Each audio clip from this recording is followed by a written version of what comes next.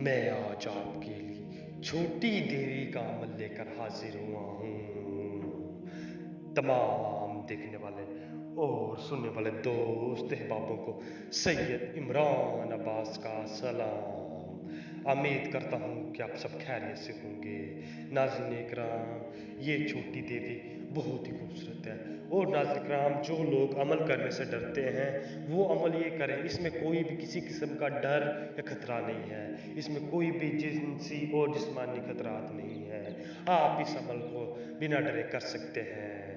और इस अमल की एक और ख़ास बात, इस अमल को करने के लिए आपको इजाज़त की भी ज़रूरत नहीं है।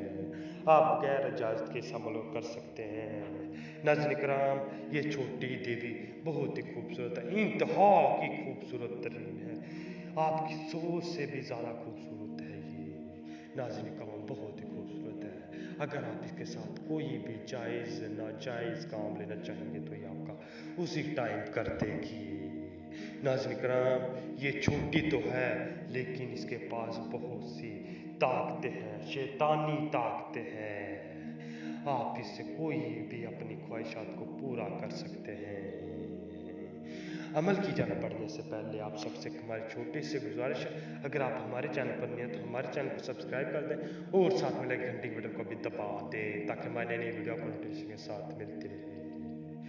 चलिए जी नाज़रीन इकराम, इस अमलों को की जानब बढ़ते हैं। तो इस अमलों को करने के लिए आपने कब्रिस्तान में चल जाना है। कब्रिस्तान में चल जाना है, कोई पक्की पक्की कब्र देख लेनी है जो बहुत ही पुरानी हो, या किसी दरबार पे चल जाए। दरबार पे चल जाएंगे तो याद रखिए वहाँ पे कोई भी किसी किस्म का शोर ना हो। वहाँ पे आपने चल जाना, वहाँ पे जाके दरबार पे आपने कोई ऐसी तन्हाई वाली जगह ढूंढनी है, लेकिन हो दरबार की हदूद के अंदर, जहाँ पे कोई 15 मिनट तक आपको तंग ना करे, ना ही कोई किसी किस्म का आपके पास शोर हो। आपने वहाँ पे बैठ जाना, वहाँ पे बैठ के सिर्फ और सिर्फ आपने ये नक्श लिखना है। ये नक्श लिख के आपने इसे 2 मिनट तक देखना है। 2 मिनट तक देख लेंगे तो आपने जिस भी दरबार पे जाएंगे, जिस भी बाबे के वहाँ पीर की कब्र होगी, उसके ऊपर आपने ये नक्श रख देना है। और याद रखिए ये नक्श किसी को नजर ना आए।